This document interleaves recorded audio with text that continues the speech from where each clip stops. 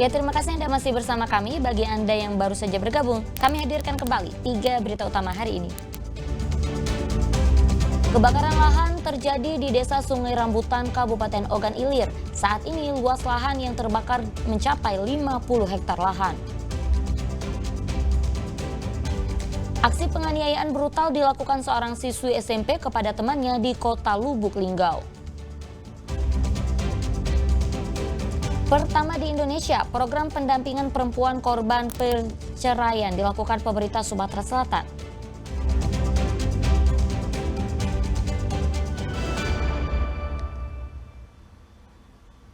Ya, polisi meringkus 2 orang pria yang hendak melakukan transaksi narkoba di sebuah kebun karet di Desa Tanjung Lubuk, Kabupaten Ogan Ilir. Polisi melakukan penggeledahan mendapatkan barang bukti 1 kg sabu-sabu.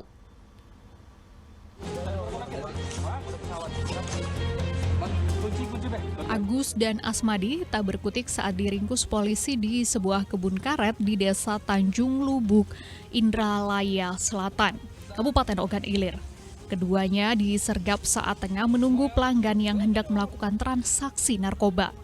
Polisi yang melakukan penggeledahan menemukan 1 kg sabu-sabu yang tersimpan di sebuah bungkus kantong plastik berwarna hitam. Tertangkapnya kedua tersangka ini berawal saat banyaknya laporan masyarakat terkait maraknya narkoba di Desa Tanjung Lubuk. Apa itu?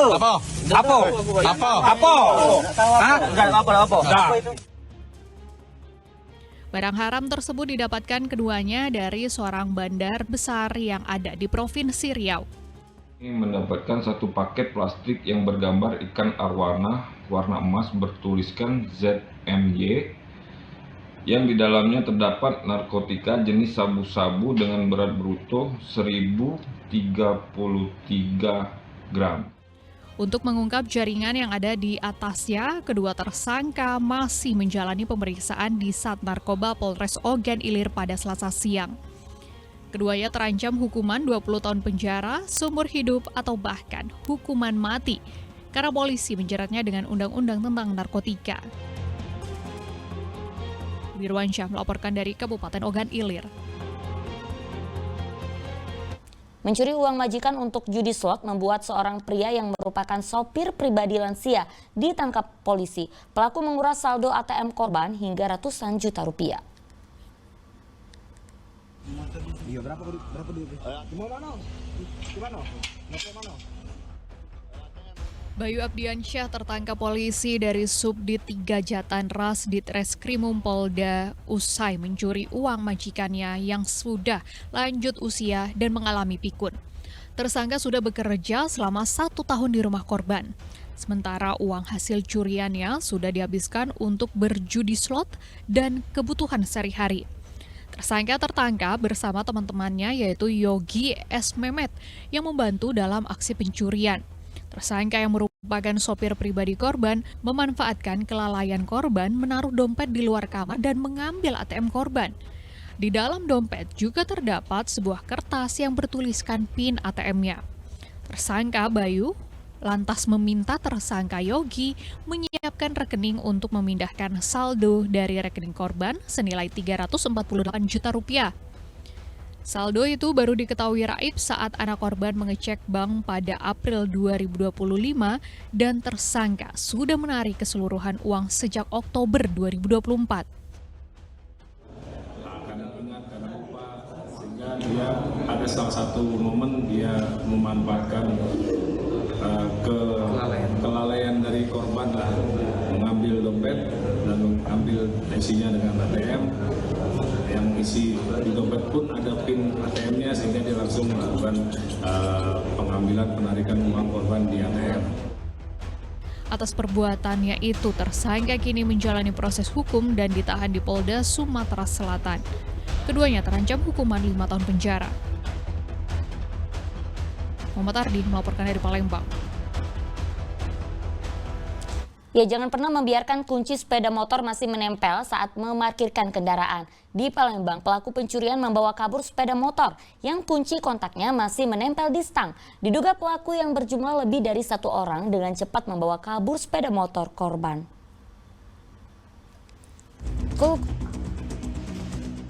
Gara-gara lupa mencabut kunci, seorang remaja di Kota Palembang harus kehilangan sebuah sepeda motor matic.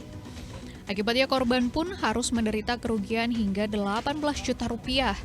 Kejadian bermula saat korban yang hendak membeli jajanan memarkirkan kendaraannya di samping parkiran sebuah minimarket di kawasan Jalan Urip, Sumoharjo, Ilir Timur 2, Palembang.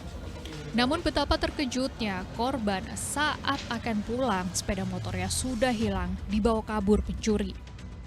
Kita nanya yang sekitar itu.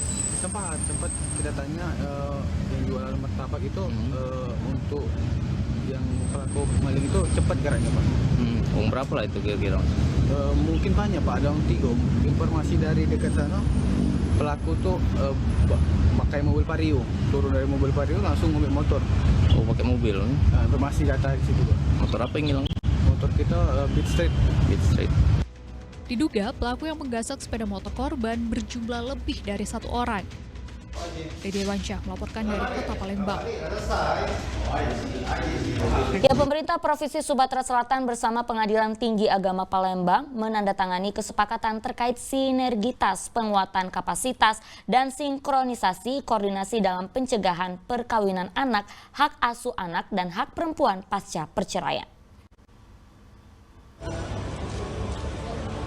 Menyaksikan penandatanganan nota kesepakatan antara pemerintah. Penandatanganan kesepakatan pemerintah Sumatera Selatan dengan Pengadilan Tinggi Agama Palembang tampaknya pertama kali dilakukan di Indonesia.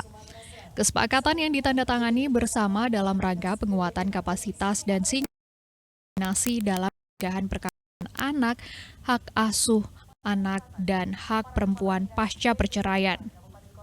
Pemerintah Sumatera Selatan berkomitmen memberi pendampingan pada perempuan usai jalani proses perceraian.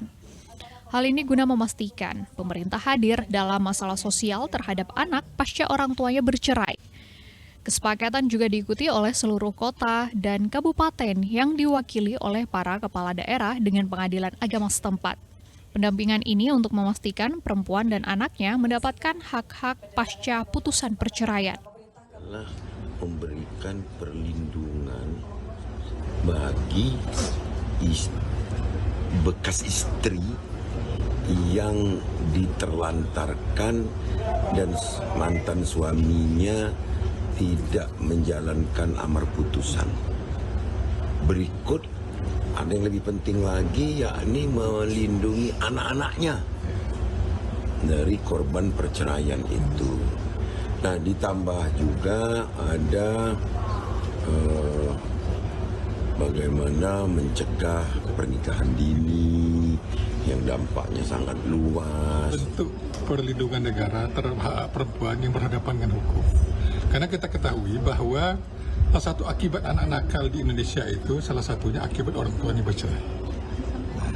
Nah, karena pasca perceraian sering terjadi ini, makanya MOU ini sangat berarti untuk kebaikan bangsa dan masa depan anak-anak kita yang orang tuanya berhadapan dengan hukum pasca perceraian itu. Jadi saya sangat senang pada hari ini, dan ini adalah yang pertama di Indonesia. Berdasarkan data Badan Pusat Statistik, angka perkawinan anak di Sumatera Selatan pada tahun 2024 lalu tercatat di angka 8,45%, berada di posisi 10 tertinggi. Pemerintah provinsi bertekad hal ini harus ditekan dengan adanya kesepakatan kerjasama ini. Umat Ardi melaporkan dari Palembang. Allahumma ya Allah.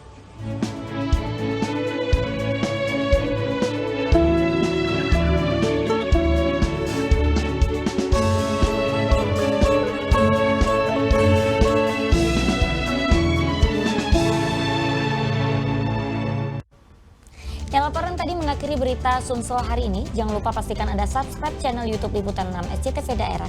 Saya Auriga Agustina berterima kasih atas perhatian dan kebersamaan Anda. Selamat beraktivitas dan sampai jumpa.